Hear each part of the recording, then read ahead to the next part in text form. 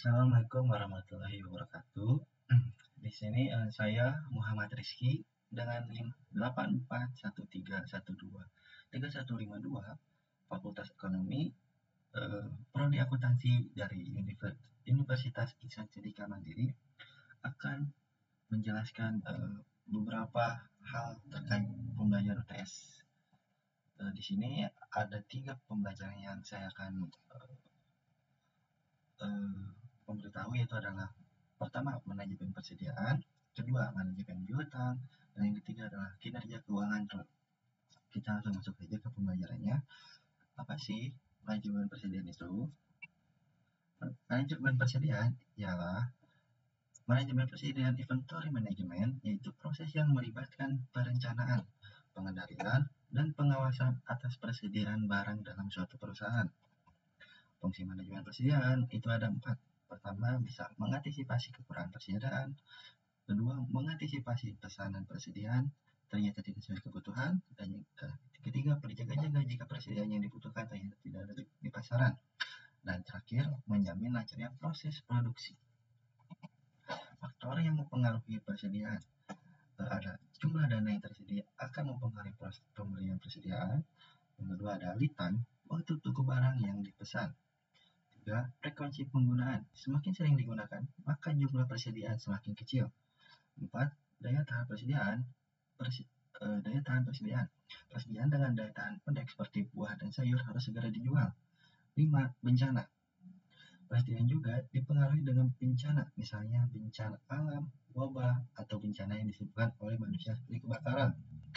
6. Tingkat penawaran dan juga tingkat permintaan. Nah, jadi di sini menjelaskan faktor-faktor yang mempengaruhi kepada sifat persediaan atau manajemen persediaan. Manajemen persediaan dalam berbagai industri. Nah, di manajemen persediaan juga ada beberapa sektor-sektor yang berada di dalamnya, yaitu kita bisa lihat pertama ada manufaktur, kedua farmasi, ketiga makanan dan minuman, keempat otomotif, kelima e-commerce, 6 teknologi dan elektronik, dan yang terakhir adalah industri layanan. Nah, di sini di manajemen persediaan ada rumus yang menggunakan EOQ atau Economical Order Quantity, yang dimana Q per 2 dikali O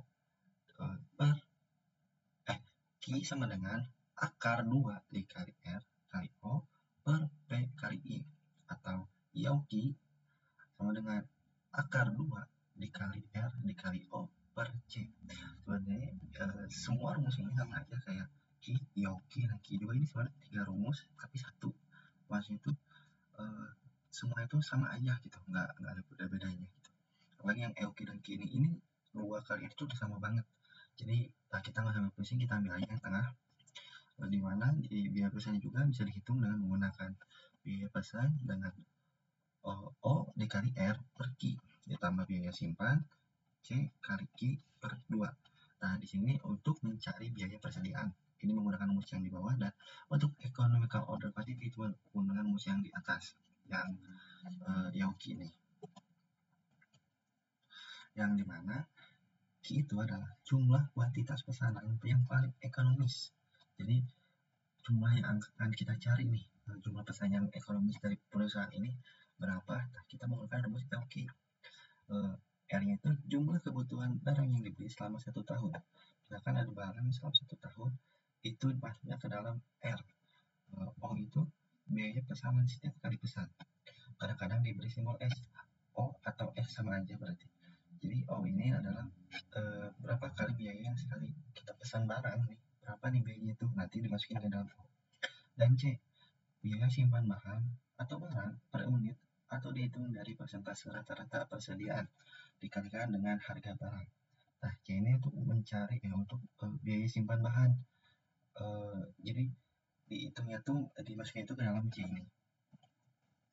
Oke, di sini ada contoh sama biar agak mengerti. Perusahaan Jahri mempunyai rencana pembelian bahan baku selama tahun 2018 sebesar 12.000 unit. Biaya pesan pada setiap kali pesan yaitu 75.000 dan biaya simpan sebesar 200 perak. Tentukan jumlah pesanan optimalnya serta biaya. Oke, kita di sini bisa dimasukkan ke dalam rumus IOQ dulu. Yang dicari adalah pemesanan optimalnya atau IOQ serta biaya persediaannya. Kita bisa lihat rumus sebelumnya.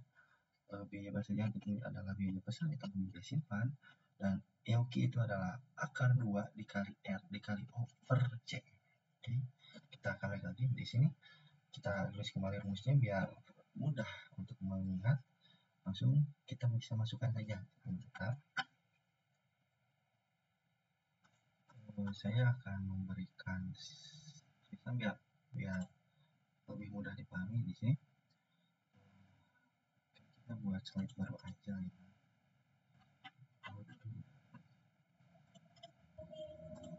Di sini aja ya.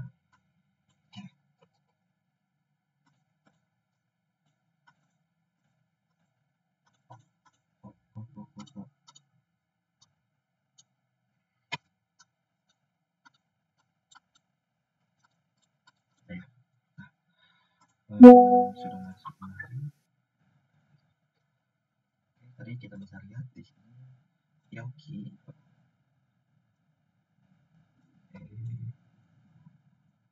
atau economical order quantity dengan akar 2 dikali R. Bentar, saya salah. Oh ya benar, salah guys. O bagi C. Jadi ini ada rumusnya. Ingat, setelah kita membuat rumus,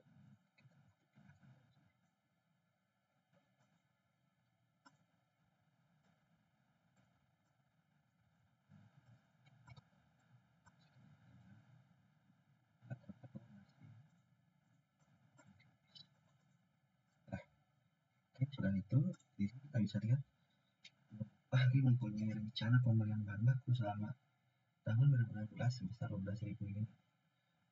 12.000 unit. R itu kita bisa tadi sebelumnya. R itu adalah jumlah kebutuhan yang dibeli selama setahun. Di sini kebutuhan itu adalah sebesar 12.000 unit selama tahun 2018. Kita R itu sama dengan 12. Terus apa lagi? Biaya pesan pada setiap kali pemesanan. O-nya itu adalah biaya pesan setiap kali pesan. Yang namanya biaya pesan setiap kali pesan. Jadi O-nya itu 5.000. 70.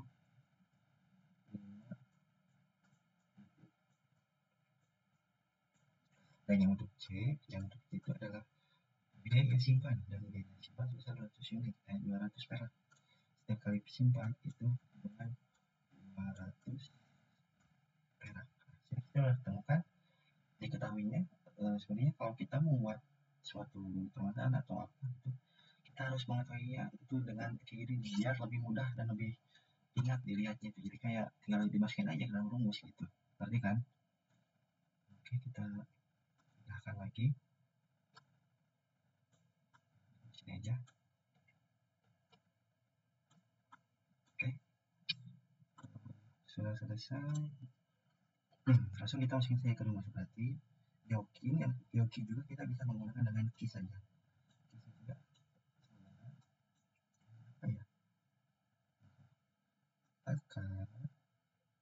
Akar tulisan saya menggunakan mouse ya. Itu 1000 dikali O-nya itu adalah 70.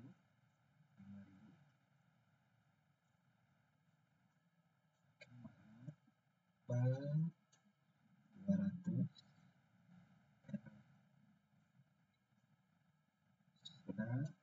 Sudah temukan, kita langsung masuk saja ke dalam kalkulator. Ini kalau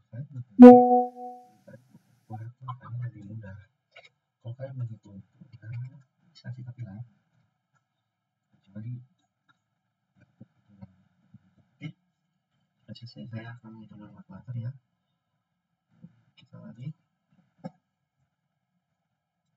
Q sama dengan akar. Oke, kata 2 dikali 12.000 dikali 75.000. Jadi hasilnya adalah 1,8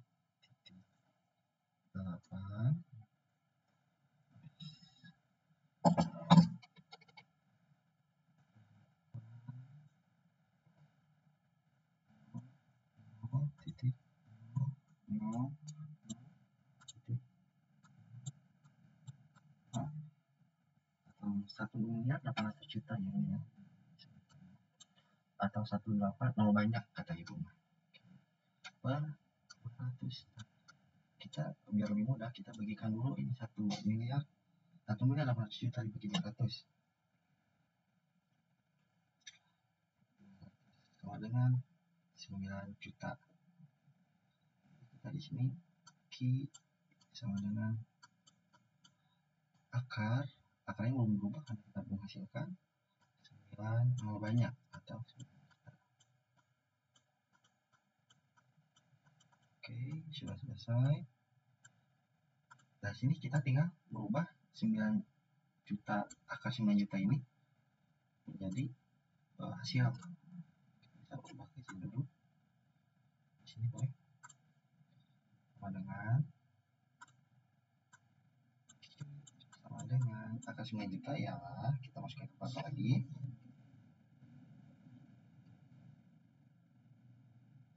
3.000.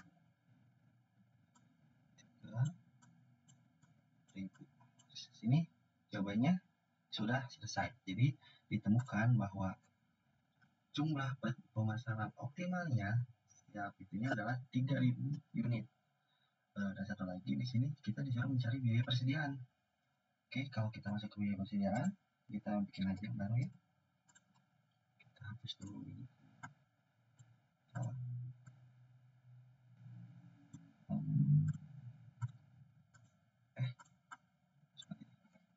Oke, kita di sini kan sudah ketemu pemesanan tiap optimal itu berapa. Sekarang kita mencari biaya persediaannya. Biaya persediaan atau BP sama dengan di sini masuk lagi rumusnya Q dikali O dikali R per Q. O dikali R per ini O ini Q ya, ditambah lagi C dikali Q. Sebenarnya ini sih yang C dikali Q dibagi 2. C dikali Q dibagi 2. Ini adalah untuk rumus biaya persediaan. Kita sudah menulisnya. Kita bisa perkecil lagi. Oke, di bawahnya kita bisa melihat biaya optimalnya. Kan kita sudah menuliskan ini untuk yang ini. Yang ini kan kita sudah selesai nih. Kita bisa pindahkan. Sini.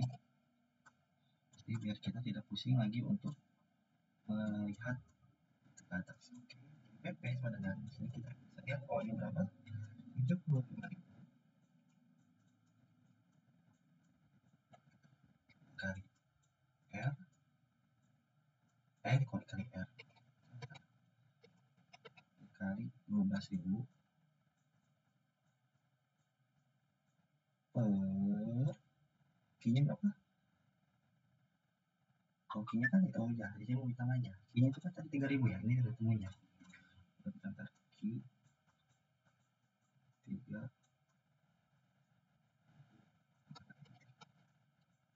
3.000. Nah, sini Q-nya berapa? 3 ditambah, maka kita buat kecil ya, banyak ruangan.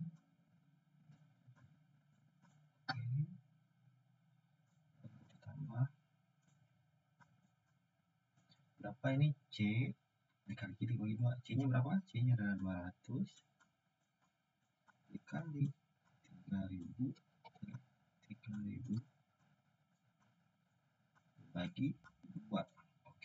sudah kita temukan, kita bisa ubah dulu dengan kecil.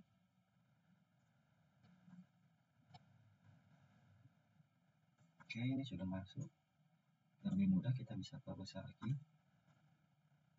Atau gini aja deh. Nah, biar lebih mudah kita perbesar. Nah, sudah ketemu. Jadi PP kita hitung dulu untuk yang pertama ya. Bisa langsung apa mau bertahap kayak gitu, yang sebelumnya boleh apa langsung aja deh biar kita cepat selesai. 75.000 dikali 12.000 dibagi 3.000, hasilnya 300 ditambah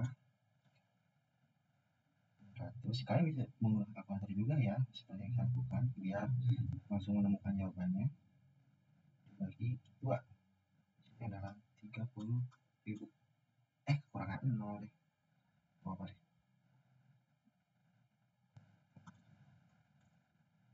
Oke, sewa 200 kali 3.000 dibagi 2, hasilnya 300.000 ya. Nah, sudah ketemu nih, BP 300 sama 300.000 adalah 300. Kayaknya ada yang berubah, ada yang salah ya tadi saya ngitung di awal ya. Bentar, 75.000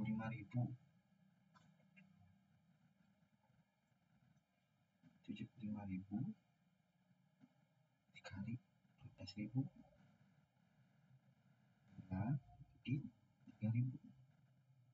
Iya, ini saya salah hitung, ini 300.000 juga. Maaf guys, maaf. Apa yang bermotif kah?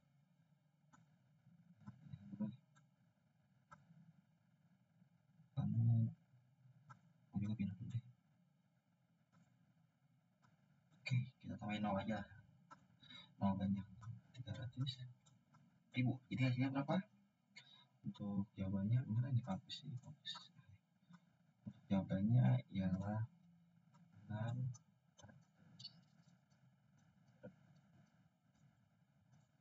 Ini adalah hasil dari PP sendiri. Oke, silakan jawabannya 600.000. Kita bisa lihat. Jadi untuk biaya optimalnya adalah 3.000 unit, dan untuk biaya persediaannya adalah 600 unit. Oke, sudah terjawab. Sudah itu kita lanjut ke pertanyaan selanjutnya atau materi selanjutnya, manajemen piutang. Apa sih manajemen piutang itu? Manajemen piutang adalah proses rangkaian kegiatan yang perusahaan lakukan untuk mengelola piutang usaha sehingga dapat berjalan dengan baik. Kegiatan tersebut berupa perencanaan dan pengawasan dalam bentuk klaim kepada pihak lain, perorangan, badan usaha atas aktiva perusahaan yang timbul dari transaksi pinjaman kredit.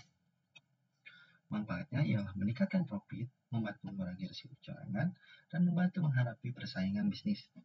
Kebijakan yang diberikan dari manajemen piutang adalah menawarkan kebijakan kredit, membuat standar kredit, dan menagih secara berkala.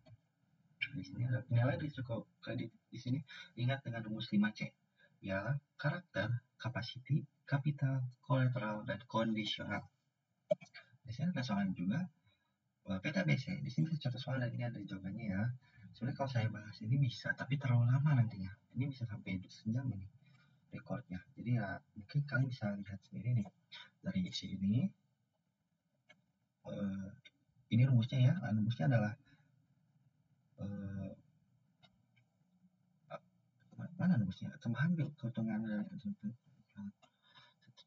ini makanya langsung aja deh, kalian bisa lihat contoh sama ini deh. Nanti kalian hitung sendiri bisa lah ya. Kalian bisa analisis sendiri, soalnya ini udah diberi deskripsi itu, jadi lebih menggampangkan gitu. Paham kan? Kita langsung aja lanjut ke kinerja keuangan atau ROI. Kinerja keuangan atau return on investment ialah singkatan yang merupakan rasio untuk melakukan perhitungan efektivitas sebuah investasi yang diberikan. Secara teknis, ROI adalah perhitungan laba bersih yang kita dapatkan dari nominal uang investasi yang sudah dikeluarkan. Faktor yang mempengaruhinya adalah dua, yaitu margin profit dan turnover operation. Apa itu margin profit?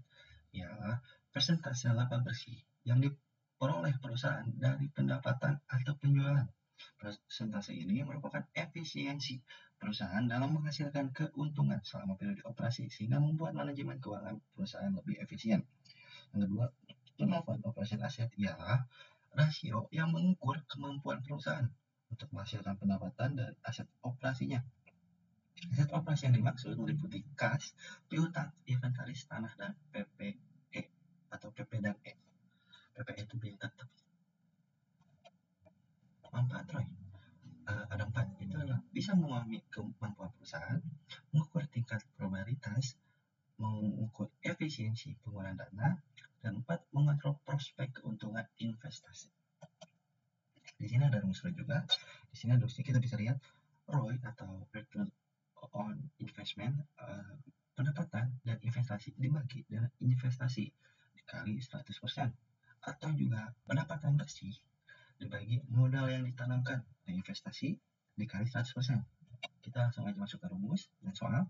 Di sini kita biar bisa mudah kita bisa lihat perusahaan A menginvestasikan 15 juta untuk usaha kecil yang menjual peralatan selam. Adapun keuntungan penjualan dari usaha alat selam tersebut adalah 21 juta. Jadi perusahaan ini menginvestasikan selama 15 juta dan mendapatkan keuntungan sebesar 21 juta. Maka nilai ROI yang didapatkan oleh perusahaan A adalah, kita bisa lihat menggunakan rumus yang tadi, kita bisa menggunakan pendapatan bersih. Pendapatan bersih itu kita bisa lihat 21 juta dikurang 15 juta itu untuk mencari pendapatan bersih. Nah, terus dibagi modal yang ditanamkan. Modal yang ditanamkan di awal adalah 15 juta. Jadi kita bisa menghitung 21 juta dikurang 15 juta adalah 6 juta per 15 juta. Di sini 6 juta itu adalah pendapatan bersihnya ya. Kita bisa tambah lagi deh. Pendapatan bersih PB per dengan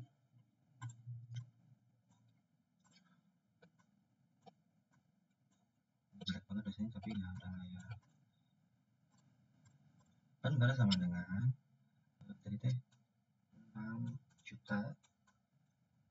Ini untuk dan bermain ya, udah 6 juta. Nah, terus kita bisa lagi ROI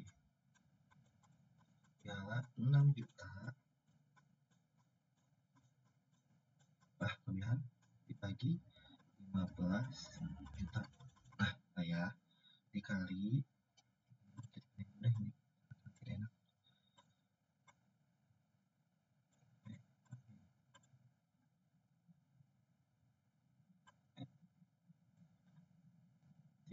Dikali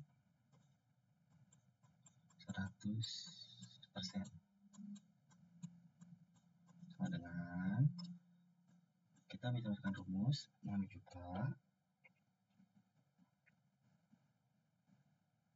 dibagi 15 juta sama dengan 0,4 dikali 100 adalah 4%. Oke, sini kita lihat.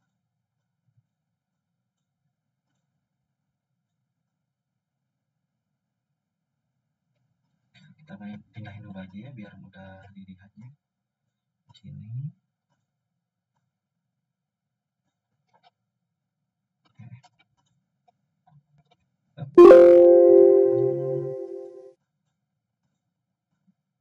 kenapa ini ya? Woi, nah gitu dong. Oke, ini kebalik lagi, nggak gitu. Oh, ayo. Nah, nande. Salah. Jadi, oke, makin pusing. Oke, semuanya acak-acakan. Iya, oke. Tadi apa Ilham? Allahumma sholli ala Sayyidina Muhammad. Ih.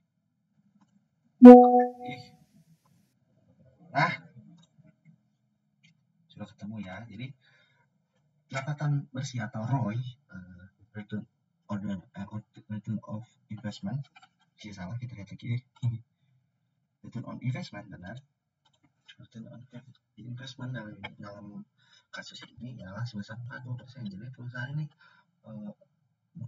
mendapatkan 40% dari modal yang ditanamkan. Itu adalah hal yang besar untuk sebuah perusahaan. Oke, mungkin sekian saja ya. Maaf bila banyak perbedaan kata atau bertatih-tatih dalam menjelaskan dan banyak gangguan, serta saya yang masih kurang lancar dalam menjelaskan semuanya ini. Maafin semuanya. Sekian dari saya. Wassalamualaikum warahmatullahi wabarakatuh.